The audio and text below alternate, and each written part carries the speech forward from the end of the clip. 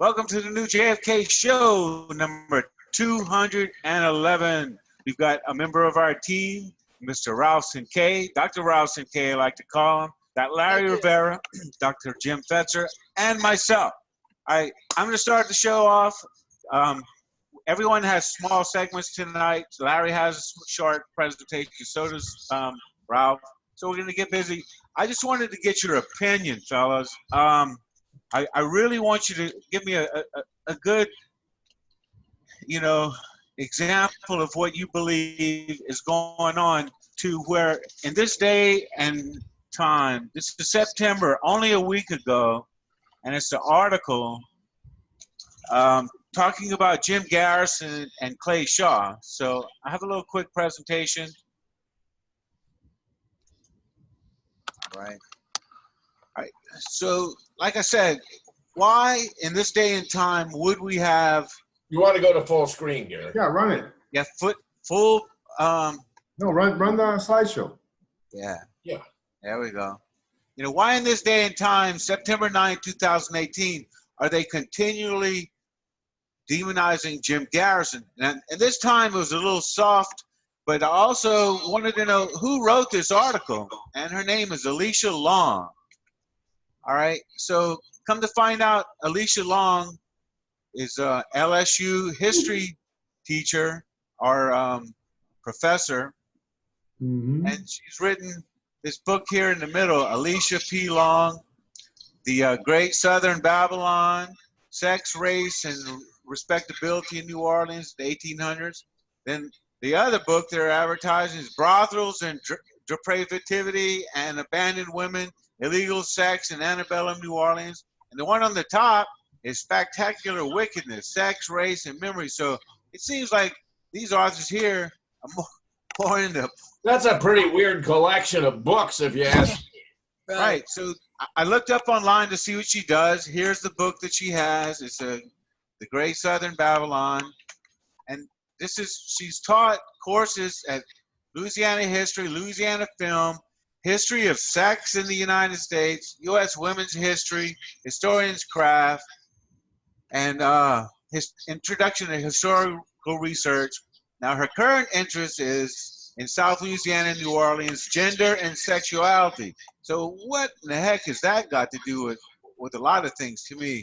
And then what's she doing writing on Jim Garrison and JFK, for crying out loud? Right. That's what I'm trying to say, is that... Gary, let's see what the article says. Yeah. Okay, well, I'm just going to talk about the article. But anyway, this is who we're dealing with right here. So you didn't leave it up long enough to read it. No, at least the first couple of paragraphs. Put it back up and give us a second. Yeah, okay. Back up. No, okay. PhD, Delaware, MA, Ohio, BA, University of Tennessee. Awards, Foreign Foundation, LSU Rainmaker, Cultural History of the United States, Gender and Sexuality. This is a women's studies person. But let's see what the article says, Gary. Yeah. The actual... Well, I haven't read it, but I can guarantee you it isn't complimentary to Jim Garrison. I'm sure it must make him look like, a lunatic. And well, but she's got it backwards. It was the media that was attacking Garrison. He wasn't using the media. The media were abusing. All right. So in other words, even the title has got... Yeah. It's great. The title's grossly misleading. Right. Okay. And, I don't think this is a particularly reputable source on JFK, Jim Garrison, or the... That's the whole point of the whole thing, is that, who in the heck is this? I mean, as Don has said before, if you haven't put in 10 years of hardcore JFK investigation, you can't really even talk. But Larry, Gary wanted to see, what does the article say? Can you read us a couple of paragraphs from the article? Yeah. So Right. All right, here's what it is. Let me get my okay. All right, so it says, in July 1967, NBC, one of the nation's 3 major television networks, gave District Attorney Jim Garrison, so they go on to say how they gave him the half-hour time slot because they felt he had been unjustly demonized. All right? He had been. Yeah. Yeah, there's no doubt about that. So Does she acknowledge even that? Does she say it was a very appropriate thing that they did to give him a half an hour to talk about the assassination of the 35th president of the United States, which had been swept under the rug by the Warren Commission? Well, she says his appearance on NBC, he began by portraying himself as a crusader for the truth, staring straight into the lens as if to lock eyes with the viewer. The camera focused tightly on his face. Garrison began. Tonight, I'm going to talk to you about truth and about fairy tales, about justice and injustice. In the months to follow, you're going to learn that many of the things to which the major news agencies have been telling you are untrue. But this is actually spot on. What Jim Garrison was saying was magnificent. He was telling the public, treating the public as adults and telling them the truth. You say, in the months to come, you will learn from your own satisfaction that President Kennedy was not killed by a lone assassin. You will learn that there has been and continues to be a concerted effort to keep the truth and from you learning the facts. And you will learn, I assure you, that what we're trying to tell you is true. And what I'm telling you tonight is true. Hey, so Gary, we had a show where you played that entire show. I have it if you want to play it. It was a wonderful statement he made. I just wanted to, I had two comments. First of all, Mr. Sheridan, Walter Sheridan, was sent to New Orleans to sabotage his investigation, A. And B, Richard Helms, in a deposition, he was even, he's on record as saying that was the CIA giving Clay Shaw enough help in the investigation, in Jim Garrison's investigation, okay? So, you know, what else do we need to know? Well, you know, I'm actually a little surprised they let Clay Shaw right there saying he was acquitted within 1 hour of the charges. You know, they always bring that up. But Gary, you never got to the point where she displays her attitude toward this, which is going to come right after in the next paragraph or two. Yeah. No question about it. Read the next paragraph or two. All right, it says, for the next 27 minutes, he positioned his investigation as a quest to find the truth. In contrast with NBC and other outlets he mentioned, all of whom he claimed were involved in spreading the fairy tale that Lee Harvey Oswald had acted alone in killing the president. Garrison promised much new evidence which would emerge and convince everyone that he was on the right track. So he also repeatedly insisted that forces in the government, along with the media, were in league seeking to deceive the American people. Now, I want to know what part of that is not right. No, it's all correct. But wait a second. Her attitude about it. Wait, Jim, let me just say one thing. I mean, because this is very important. You notice the way she worded that was that she said that Lee Harvey Oswald had acted alone to kill the president. And that isn't the point that Garrison was making, that Oswald didn't act alone or did act alone. His point was that Oswald didn't act. Oswald was free. That it was a fairy tale. Right, yeah, in other words, and the way she phrased it is the way they always phrase it, which is that the dispute is whether Oswald acted alone or acted with others. Ralph, I agree with you. Play the commercial. I want to get to where she starts laying her cards on the table. Yeah, get to the punchline, Gary. Well, it's a very long article. That's why I'm kind of skimming over. Oh, there's going to be another paragraph right there, Gary. Give us the next paragraph. All right, here we go. Let's see. He says, why did a major television agree to give this mid-level law enforcement official from Louisiana such a prominent platform? Mid-level? He was a district attorney. He was a district attorney. After all, 98.5% of the cases he ever brought. Yeah, he said, after all, Jim Garrison was not the most prominent, after all, in this investigation. And it says, he said, of the people who had emerged since the Warren Commission report on the assassination was issued in September of '64. Garrison, like many others, became a student of that report and a voracious reader in a handful of best-selling books. Where's the higher-ranking law enforcement official who actually pursued the case than Jim Garrison? There is not. No one. Yeah. So He's the only one. To make that statement is ridiculous. He said, in fact, conspiracy activists. And best-selling authors including Mark Lane and Harold Weisberg and Edward J. Epstein, who were not district attorneys of New Orleans. Mm-hmm. Yeah, he said they came to New Orleans, participated in aspects of the investigation of Jim Garrison. All right, he said, even though they shared theories, Garrison and other conspiracy advocates, even the most well-known, were distinguished by two things. First, as district attorney, Jim Garrison had the power to bring the case, into a court of law, and he had begun that process by arresting Clay Shaw and charging him with conspiracy. And they do say that the two people before Oswald and David Ferry were already deceased. Okay, so what the whole thing is really about at that point, they go on to talk about how he was so clever in using the media, even when he was running for office against, let's see, who's... And is she supposed to be an expert on the media? Why? She's got it backwards. This is ridiculous. She doesn't have qualifications. Gary, why don't you read us the last paragraph, because she probably sums up her position. Read us the very last paragraph. Good. They go on to say that he had some success as an author with On the Trail of the Assassins, which she talks Great about book. that. And so one of my wife's two favorite books on JFK, the other being Crossfire by Jim Mars.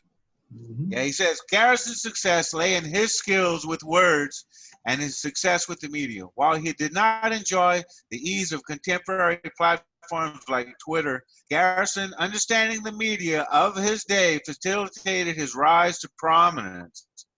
I'd like to point out that he lost a lot of things by bringing this out. He didn't go anywhere after that. So far, this is incredibly superficial. Even when press and television outlets judged his assertion dubious, they covered him and his outrageous assertions on a near continuous basis, privileging their audience's appetite for spectacle over any sense of obligation to provide fact-based coverage, even as the spectacle was being deployed as a tool for Garrison's personal empowerment. There you go. Yeah, that's basically where I knew it was going. They were going to trash the guy, and that's the only reason it got published. Yeah, it's pathetic. Right, my question to everyone before we go on. What did Garrison get wrong? Garrison even asserted that Lee was in the doorway of the book depository. We have him in the commercial, Jim, in the John Barbour film. And that's at the beginning of the commercial that we did. That's exactly what he's saying. He said, in fact, Lee Oswald was in the door. Once again, I have a question for everyone. This woman doesn't know, top from bottom in JFK. She doesn't know what she's writing about. She doesn't know. I don't think she wrote it. Right or wrong. I don't think she wrote it. I really don't think that she wrote it. I think she took the credit for writing. Maybe a CIA hit piece. They put her name on it. I mean, you have to know a little bit about this, but all she seems to know about is sex in New Orleans and Storyville. But here's my question to everyone. We still didn't get an answer yet. Okay, why 53 years later is it necessary to put on the front page of the Times Picayune newspaper, which has been run by a Yale graduate, Skull and Bones member since 1836, in case y'all didn't know that? Why? Talk to me, Larry.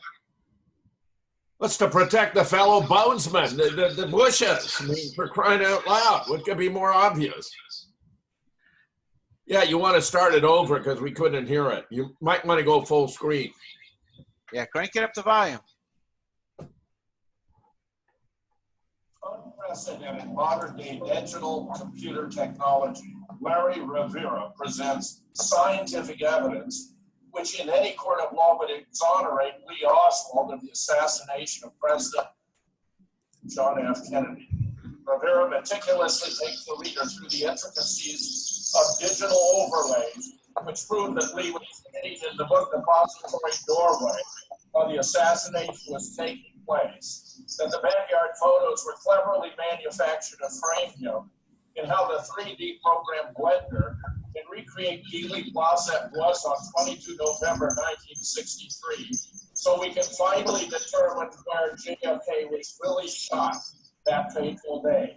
As if this were not enough, Rivera reveals what really happened on Elm Street as recently transcribed interviews with the motorcycle escort officers who were closest to JFK that day describe a heretofore unknown version of the events that shook our nation to its core and affected the history of the world forever. Don't miss it.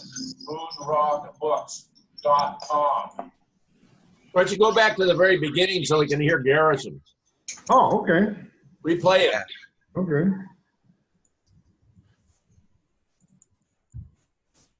Oswald was not involved in any way. As a matter of fact, he was standing on the first floor watching the parade. There you go. I love it. Now, I want to know how people like Joan Mellon and Jim DiEugenio, who actually built their careers around the famous, great Jim Garrison, ignore this clip. I want to know, what is it? Well, you know, Answer. Jim had it right, okay, from day one.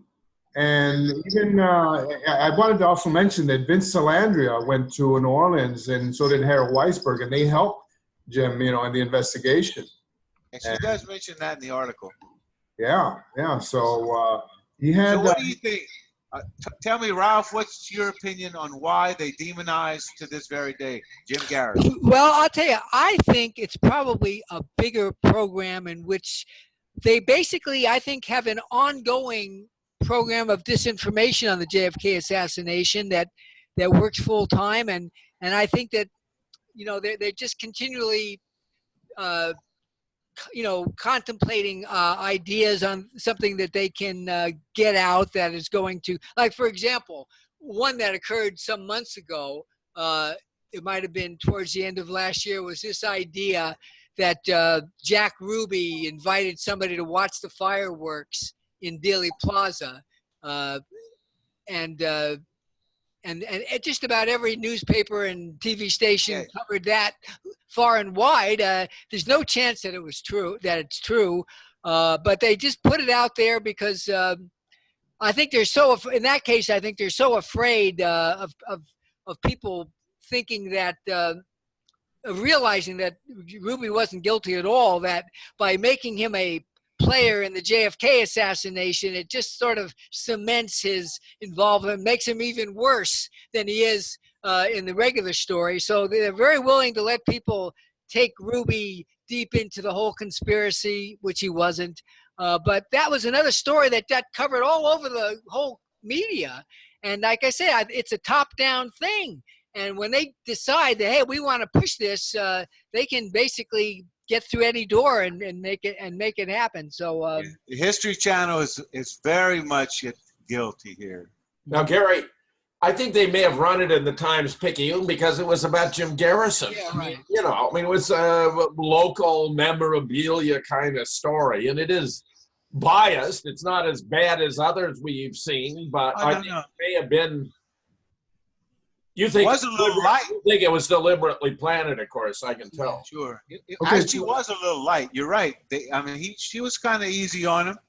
You know, wanted to just turn it over to what he knew how to work the media, and he was a little grandiose. Okay, so let's move on. I'm just going to go real short here, sweet and short on, I think we touched on this couple of months ago on frames 153 to 150. No, I like that you're giving credit to Roy Schaefer because he was there in the beginning. He's such a smart guy, but he has such a difficult time articulating his findings, and he very rarely gets credit.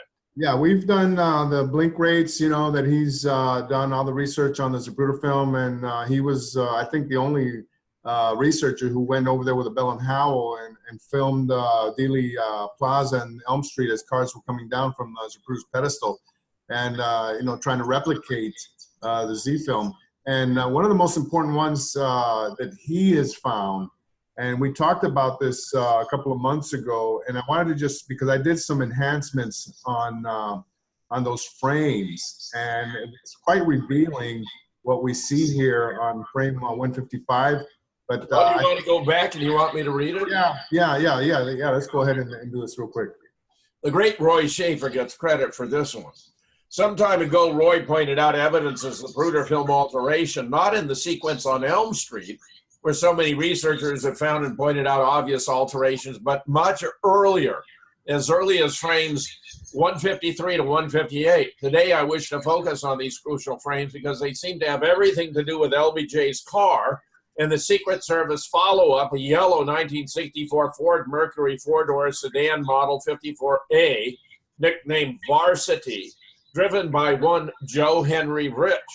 In a previous post, I reported that LBJ, knowing in advance what was to happen on Elm Street, was actually ducking during the assassination of JFK.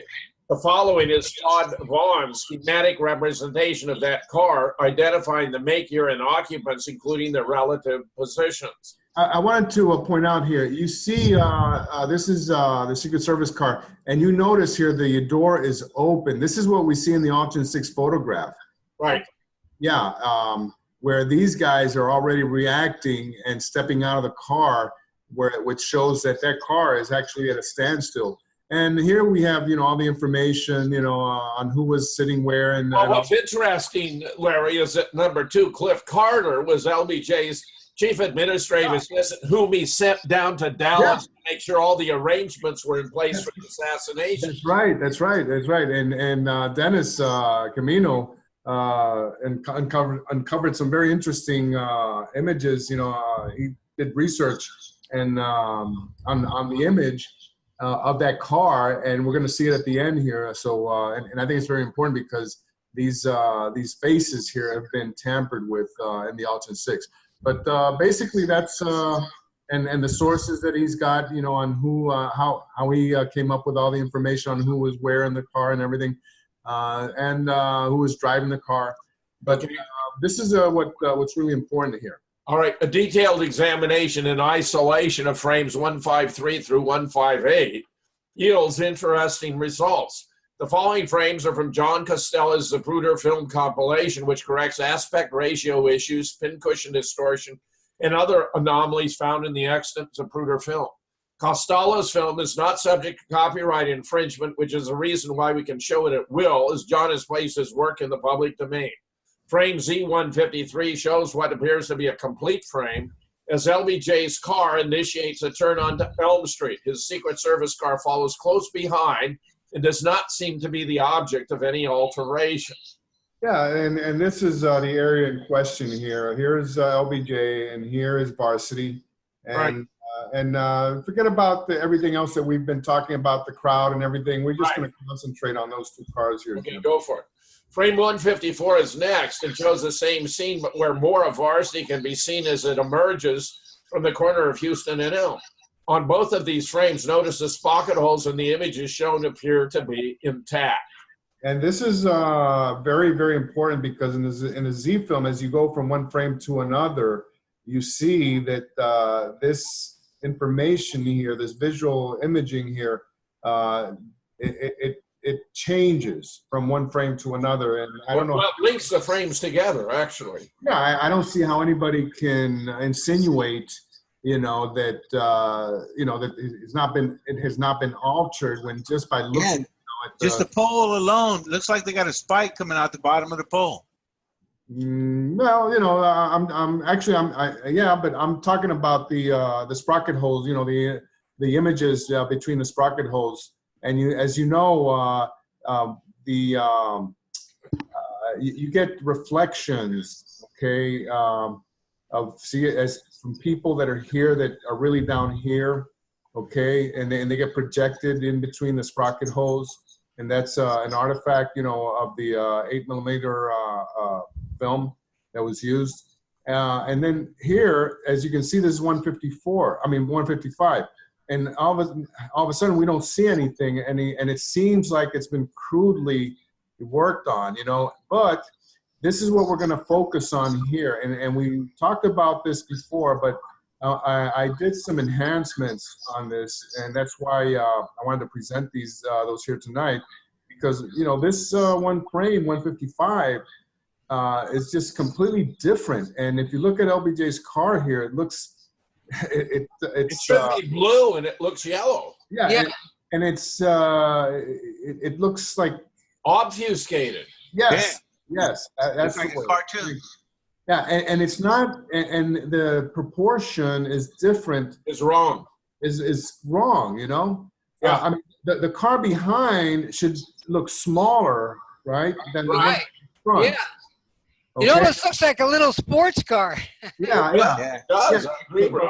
But what Roy noticed is this area right here, and we talked about this before.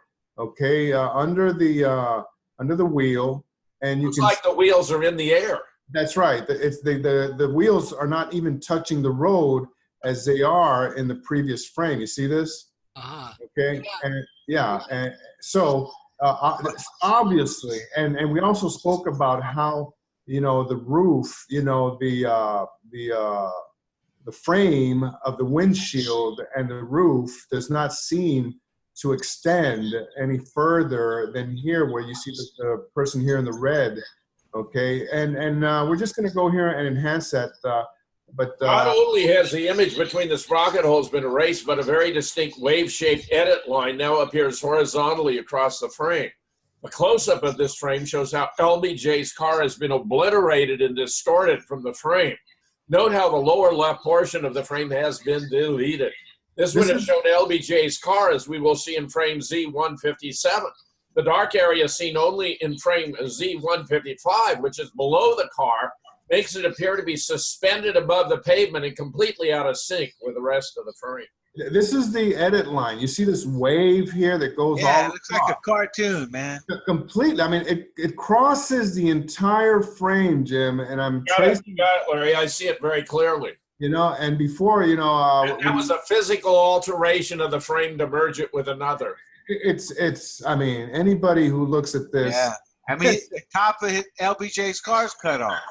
Yeah. So yeah, and then you don't even see, you can't even tell the occupants of LBJ's car because they've been obliterated here. Well, Ralph said it looks like a little sports car. Yeah, and the people in the background, you can see clearly. And if there's anybody in this car, you shouldn't be able to see the people in the background. Am I right? You know? Right.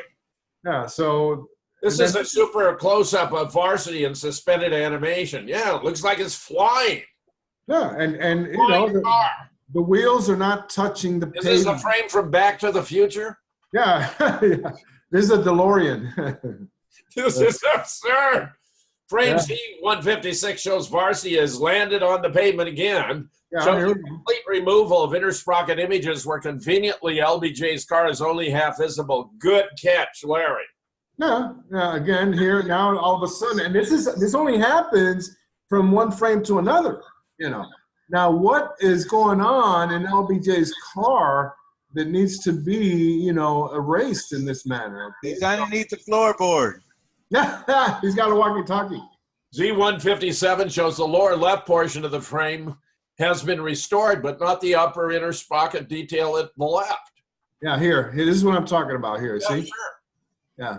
Okay. You see, again, you know. Yeah, and, no, that's a great catch, Larry. You know, and we're just going from one frame to another, you know, Jim. Very blatant. Very blatant. Yeah. When we zoom into LBJ's car, this is what we see, an empty void where Johnson ought to be. Ah, wow. Yeah, yeah. Then 158 shows the entire scene once again, once everything has been deleted there or obliterated, obfuscated. So we land again. This is very peculiar, Larry. Yeah. Now, to recapitulate, here's a short animated GIF showing how the frames interact with one another and how the inner sprocket areas change in an irregular manner. The GIF stops momentarily at Z155. Right here. Okay. And this is just concentrating on those 5 frames. I love your GIF work, Larry. I love it. Yeah, we're not really, you know, going and super analyzing this, micro analyzing. Right, just showing the frames. Gross features of the frames. Yeah, you know, and anybody who sees this and cannot conclude, you know, that it's been altered. Oh, no, Robert Groden told us this is 100% authentic. This is they messed with a frame, one frame. Josiah Thompson told us this is the closest thing to absolute truth we have about the Kennedy assassination. Right here, this is a Bruder film. Invisible Head, finding. Imagine it's a headless horseman.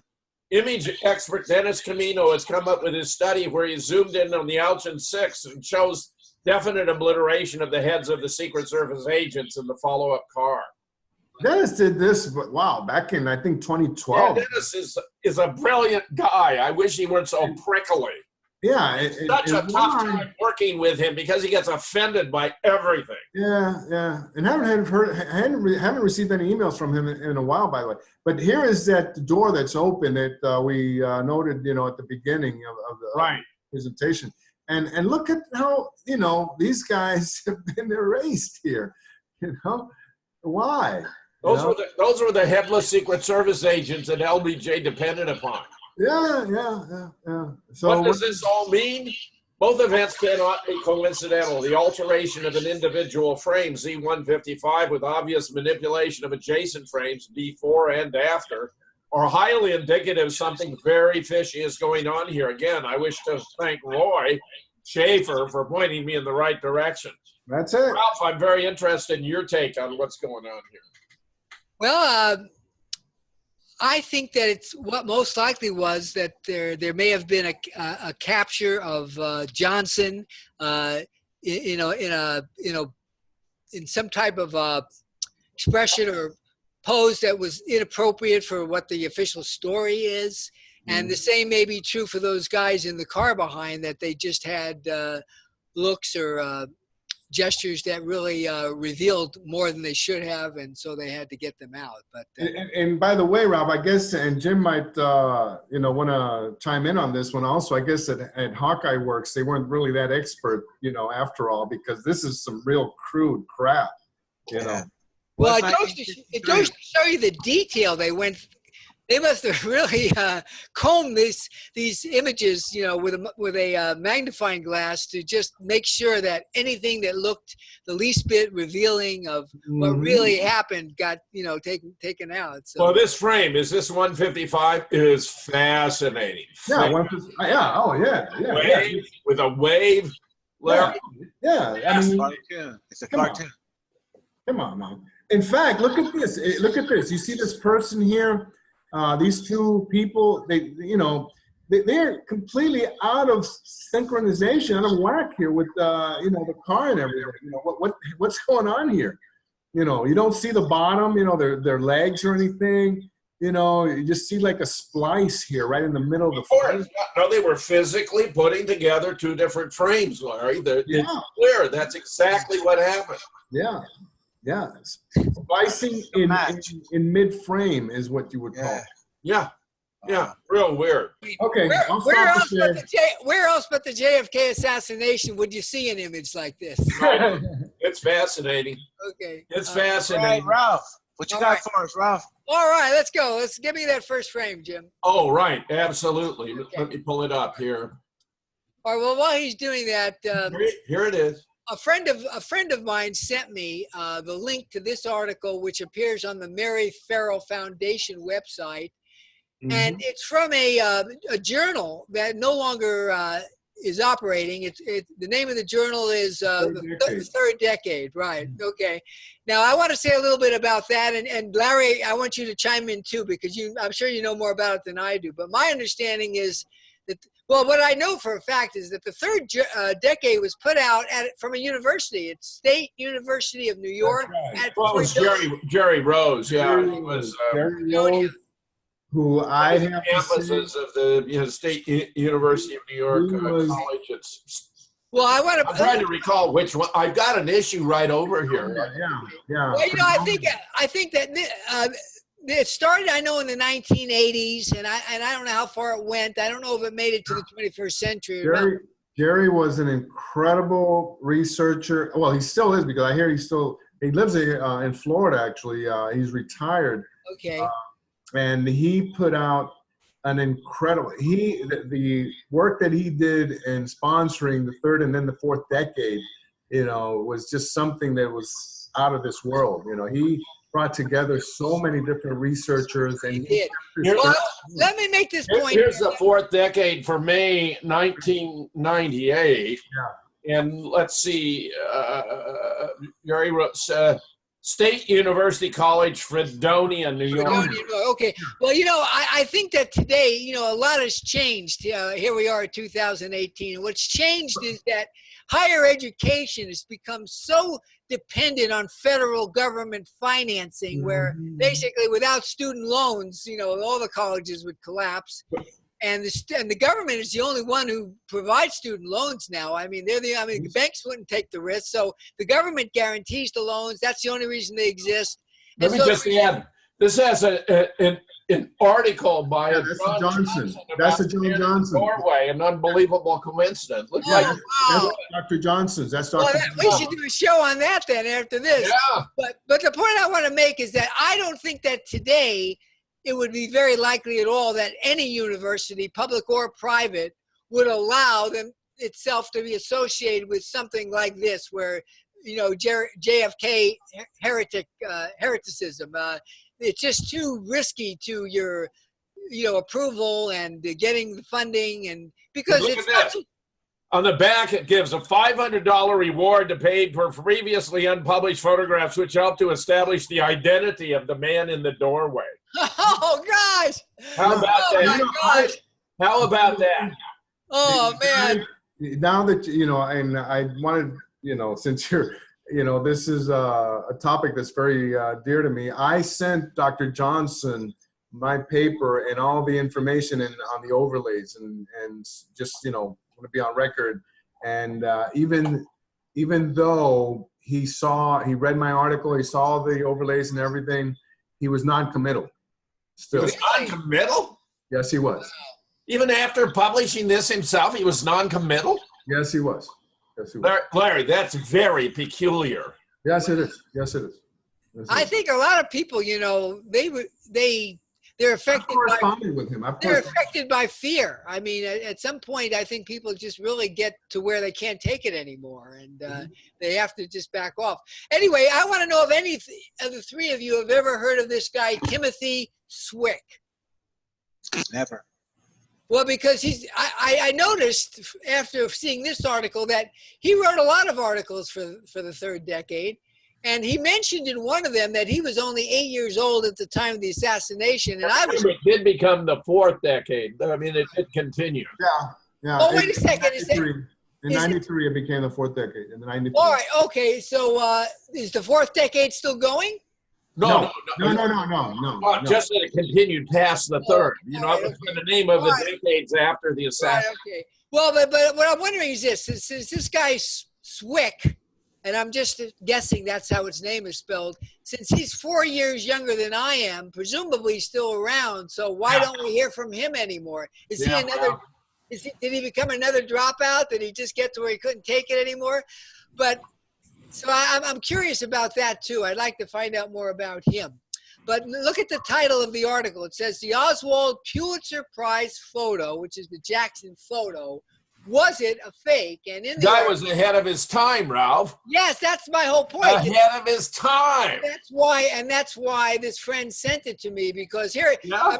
I love it. It's practically a whole generation, and he anticipated very, very cleverly a lot of the things that me and the Wizard and Amy have come up with. So yeah, this guy really was ahead of his time.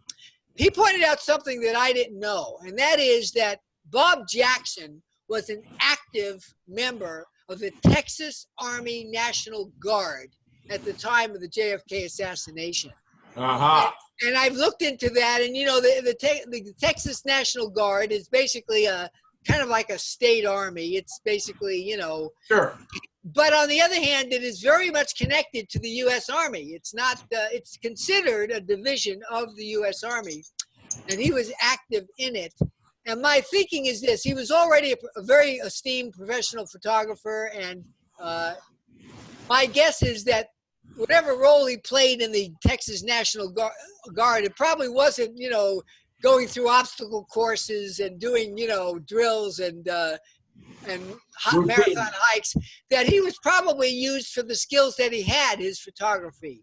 It makes sense. When Irving Berlin was drafted for World War I, they didn't stick a rifle in his hand and have him, going into trenches. No, he was already an established composer, so they had him develop musicals for the army and, entertainment and stuff like that. Use people for what they're good at. So basically what I'm saying is that it's making me realize that Bob Jackson was very connected, okay? He was a photographer. He was known as a photographer, but he had this military connection.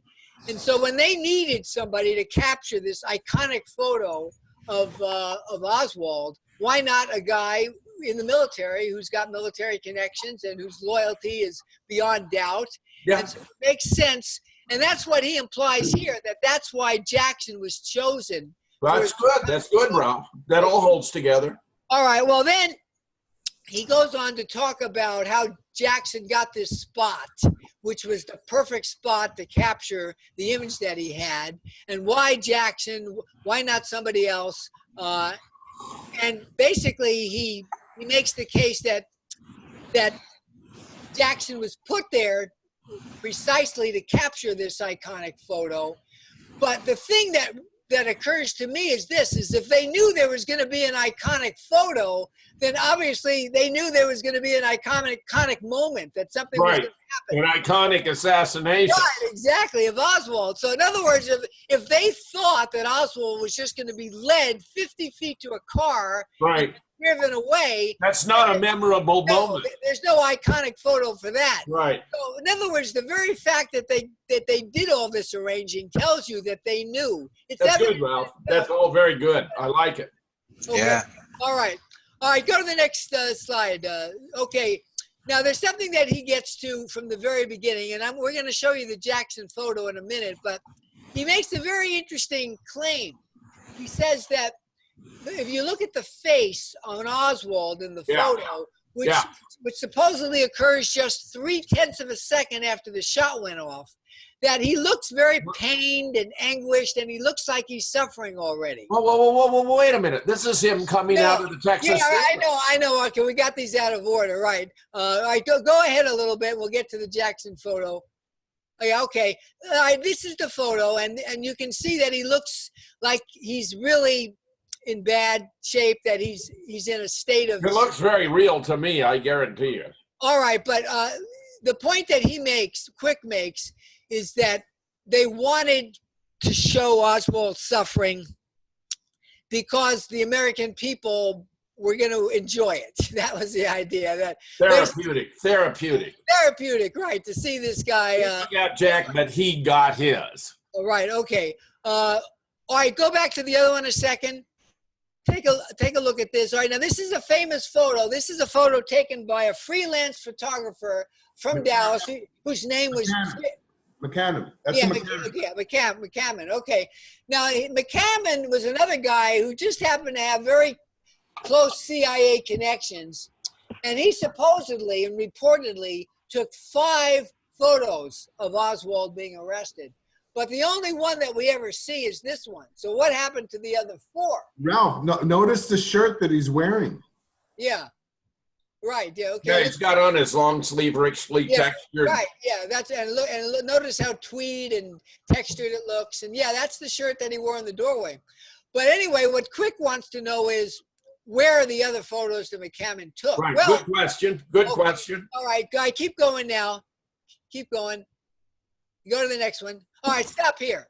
Okay, so what he says in the article, and he didn't, I made this collage, he didn't, but I just operated from what he wrote in the article. What he said in the article was that there were photos taken of Oswald at the time of his arrest, and that one of them showed an anguished face, and he thinks that they took that image of the anguished face from his arrest, and they used it in the Jackson photo. One of the other 4 photographs that are missing. One of the other 4 photographs from McCammon. That's very interesting, Ralph. So, anyway, I made this collage here just because this is the only image we have of McCammon. Right. And I am seeing some, obviously it's not the same image, but I'm seeing some parallels. The hair looks very much the same. Yeah. The fish opening of the mouth is similar. Yeah. And the other thing I notice about it is just how unnatural Oswald's eyes look on the right, on our right, meaning that, he might have, the idea is that he, I guess, shut his eyes just out of pain or something. But the truth is that it takes time for people to react and for muscles to contract. And the idea that Oswald... It takes a fraction of a second, but it would take longer than we have here. In other words, neurophysiologic response seems abnormally fast. Right, extremely abnormally fast, because 0.3 of a second is a very short period of time. And the idea he could have done all that, meaning slap his arm to his chest and push his arm out and open his mouth and squeeze his eyes shut and do all that in just 0.3 of a second, it's a little bit far-fetched. And look at the guy behind him. Now, I forget his name. Larry, do you remember his name, the officer? And the one on the right? No, the one behind Oswald. The one. No, I know on the left one that's the white hat behind Oswald. No. I know the one on the left that's Paul Bentley, but I don't know the one on the right. Well, I'm talking about in the Jackson photo behind Oswald. Yeah, we know. Who is that?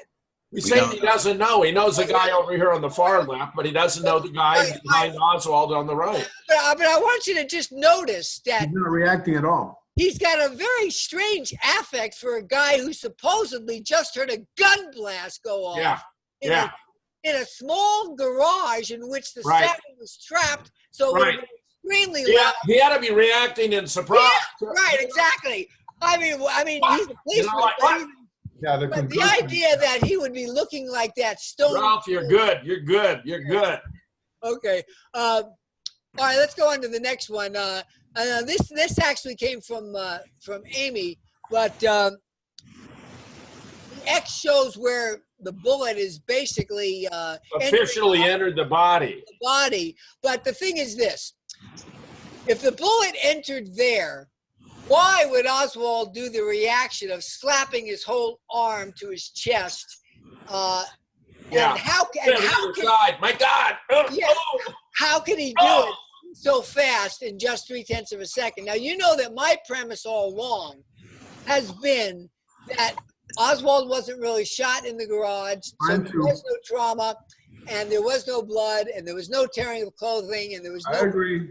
And so, therefore, they had to cover up the entire area to explain why we don't see anything. To conceal it. Yeah. And that's why they got this arm here. That's good. This is very, very good, Ralph. Which means he's a good actor, which means that Lee was a pretty good actor. Well, that's why expression, That's why Lavelle's arm is coming over the way it is, because the whole idea is to just cover everything up so it explains. Yeah, Lavelle's so dirty, they like to make him out to be a white hat. This guy was as dirty as they get. Yeah. But I want to get back to this guy Quick for a minute. I'm not sure I'm saying his way right. But he anticipated so many of the things that we've arrived at. For example, his suspicion of Lavelle as being no good, as really being dirty, and being a liar. And he talks about Lavelle's lies, and then he talked about it the same way that I have a generation later. He says Lavelle claimed that he saw Ruby, saw the gun, that he jerked on Oswald to try to pull him behind him, and that he shoved on Ruby, that he took his hand and he just poked him in the shoulder. And Quick says that you look at the films and you don't see any of this. Not a bit of it. That every word of it is just a lie. That there's no confirmation of it at all. Very good. Here's another thing that Quick said. He says that Oswald, upon being shot, has this reaction where at first he seems to crumple and he gets this pained look. But then later on, he is erect again. That's the word that Quick used. And actually, what he's talking about is the fact that Oswald started standing on his toes. And the very last thing he did before he just drops out completely is that he's up on his toes, sort of like a ballet dancer. You can see it in the KRLD film. What do you think's going on there, Ralph? Well, I would think that maybe he was just, trying to get out of the way. And in other words, basically, Oswald, what we really see happen is that at first he kind of crumples and it looks like he's going to go down. And a person with the kind of wound that he reportedly had would have just gone down. I mean, you got to understand, this was catastrophic if it was true at that moment. In other words, if his aorta and his vena cava were blown out, that means that those blood vessels were bleeding like a fountain inside his body. Blood just spurting out at the rate of 13 feet per second. That's how fast blood travels in the system. So it would have been like a fountain. His blood pressure would have dropped to nothing within seconds, and he would have just gone down. That's all. So the idea does not comport with what you see in the autopsy photograph, does it? So the idea that he could have just gone forward, but then changed his mind and veered back, and you can't use the momentum of the bullet as an explanation for that, because the bullet wasn't going that way. And so then he's up dangling on his toes, and then he just goes down like just. Wow. This is you at your best, my friend. I just love it when you're on your thing, when you're in your groove, Ralph. What NBC did was they accelerated it. In other words, you know, when a person starts falling, they have to accelerate over time, meaning that they start slow and then they gain speed, and they keep gaining it until they get to what's called terminal velocity, and then they maintain that, and they don't start falling any faster, because that's where the resistance of the air sort of acts like a brake on how fast you can go. But it still takes time to get there. And what happens in the NBC film is that suddenly it's just swish, like he was sucked down like a vacuum. In other words, he falls and disappears faster than he could have if he was just doing a gravitational fall starting at 0 velocity. So they did something. They removed frames to just suddenly get him to be gone. But basically everything that Lavelle said was a lie. And there's something else that he claimed here that I haven't checked yet, but they said that NBC did a program called There Was a President. It was an NBC documentary. Does anybody remember it by any chance? No. I haven't looked it up yet. There Was a President. But Quick claims that in it you can see that Lavelle was not handcuffed to Oswald. Really? He's grabbing his elbow. And how could you grab his elbow, a man's elbow, if your wrist was handcuffed to his wrist? He's grabbing his elbow. Yeah, no, that's great. That's great, Ralph. I love it. Okay. But I want you to notice something here, that we've got, we have a total of 4 officers, Lavelle, Graves, Fritz, and one other, I forget his name, who at the Jack Ruby trial all said that Lavelle was handcuffed to Oswald, and that in addition, that Oswald was handcuffed to himself. So what they're really telling us is that Oswald had a total of 3 handcuffs on. He had one on his left wrist, and then he had 2 on his right wrist, one that went to Lavelle, and the other that went to himself. Now, it's obvious in this Jackson photo that he doesn't have any handcuff at all on what we see, what appears to be his left wrist. Mm-hmm. And the distance that his hands are apart, way too much, establishes that he cannot be handcuffed to himself. Mm-hmm. You know, in the design of handcuffs, they deliberately keep the chain very, very short, because the whole idea is they want to immobilize your hands and keep them so you can't move them apart. So if you could, in other words, if you had some range within a long chain, you could still do things with your hands. It's only if you work in the galley, you know, for the Romans, Ralph. Right, yeah. Okay, you can still row a boat, but that's about the only thing you can do. So in other words, even the Jackson photo, now, okay, this one, I want to tell you about this one just to show you what liars they are and what photo alters. But this is another photo. This is the Johnston photo. You lost your mic. Oh, I'm sorry. Can you hear me now? Yeah, we can hear you. Okay, good, okay. All right, this is the Johnston photo, which is considered the 3rd iconic photo of this. The first being Jackson, the second being, who's the other guy who was for the morning news? What? Ainsworth? No, the guy who took the photo a fraction of a second before Jackson. Beers? Is it Beers? Yeah, that's it, Beers photo. And this Johnston photo is sort of the 3rd one. But what I want you to notice here is just how shriveled Lavelle's left arm is. Look at his right arm, the length of it, the fullness of it. Now on the other side, the left side, you've got this little tiny appendage of a left forearm that's coming over and supposedly is dipping into Oswald's pants. Britches, yeah. Now it's it's really, I think, especially today in light of the Me Too movement, the whole idea that a police officer would actually dig his fingers into the crotch area of a prisoner's pants is pretty absurd just on the face of it. But what I'm telling you here as a chiropractor is that you notice how high his left hand, his hand is compared to the right. It's obviously higher up. And the only way that could be, it's not because his arm was shorter. It would have to be because his elbow was bent. So in other words, if his left elbow bent, which means that his elbow would be back, and not just his elbow, but his whole arm. You notice that when I put my back, my whole arm goes with it. But on this case here, we can see enough of his left to see that it's just hanging without being bent, and therefore there isn't enough forward there that it should have as much length as his right one does. So what I'm telling you is that this little very, very shriveled semblance of a forearm is something that was added to the Johnston photo. The fingers don't. I see. It's supposed to be the thumb with the other fingers in the pocket or grabbing the belt. Well, not even the pocket. I mean, they never said that. They just dug into his pants. In other words, his fingers are basically right underneath and into the groin area of the man's pants. What's the 4 on his jacket there? I never noticed that numeral before. Is that just a print? Is that just an artifact? Yeah, I think that's an artifact. I don't think there's anything to that. Oh, I know this one I made as a joke because is that from Kill Bill? Yeah, that's from Kill Bill. So I the really idea, like the film. It was a masterpiece. But anyway, the idea is that in the Jackson photo, Oswald got shot, and his reaction to being shot is, "Oh no, I'm shot!" Ah!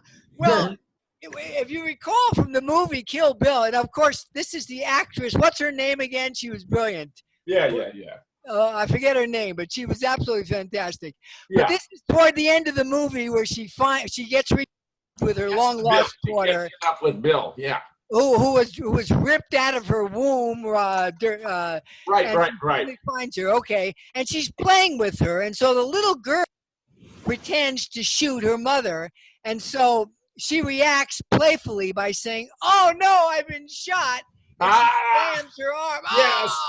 You got me. Okay. Yes. So anyway, my point is that in a game, the only time anybody would do that, nobody would. Uma Thurman. Thurman. Brilliant. She did great. But that's all it ever. Nobody actually did in real life. You got me. I love it. There's also 2 minutes. We got 2 minutes. All right. So in other words, here, grown adults, mature people, and we're supposed to believe Oswald did that, and not only did it, but did it in 0.3 seconds. I mean, that is physically and physiologically impossible. It takes time for nerves to react. It takes time for muscles to respond. It takes time for thoughts to occur in the head and brain, and so it's just absolutely ridiculous. I'm very glad to say that Mr. Quick bluntly stated that he thinks the Jackson photo was highly altered. It's a highly manipulated photo. It is not real. And I want to close by pointing out to everyone that I not only think that, but I also think that we have never been shown a real image of Lee Harvey Oswald at Parkland Hospital, that every image of him from Parkland is fake, that by the time they got Oswald to Parkland, he looked so bad because he really was shot somewhere, and he did die. In the ambulance, no doubt. But the doctors, they said that 80% of the blood was already exsanguinated when he reached them. I mean, 80% of his blood was out of his system, which means he would have been pale as chalk. And they didn't want to show us a picture of him looking that bad because they were afraid it might have generated sympathy. So Ralph, I can't tell you how much I enjoy having you on the show. Right, This was just sensational. And it's been too long. So thanks for having me. And Dr. Fez, what was the first thing you said when we got here? You said, "Do we have a show tonight?" and I just wanted Gary, to you can take us out, Larry. I had a couple of things that I wanted to say. Lavelle, James Lavelle. If you look at if you've seen The Men Who Killed Kennedy by Nigel Turner, when he's talking about the lineup, the Oswald lineup, Right. he actually says we tried to make it look as authentic as possible. Okay, and I wanted to show you guys what our friend Jackson is all about. Hold on, I had it right here real quick because I had him here on the screen. We did this some time ago. Here we go. And remember when we were talking about the Knoll Rider, Jim? Yeah. And we found this, which he did this interview for the 6-4 Museum, and he actually confirms the Knoll Rider. Can you turn up the volume? Yeah, crank up the volume high. Motorcycle cop rode his motorcycle up the grassy knoll and just let it keep running. He jumped off, the motorcycle went off until it fell over. I love it. Thank you. I love it. I love it. I love it. All right, fellas. The sands of our hourglass have gone. Thank you all. Thank you all, Sensational, guys. sensational, Ralph. And listen, I'll put up the link to this on my Hey, website. we love you. We love you. Love you You're too, wonderful. Thanks a lot. Thanks a lot, you guys. JFK 211. We'll see you next time. All right.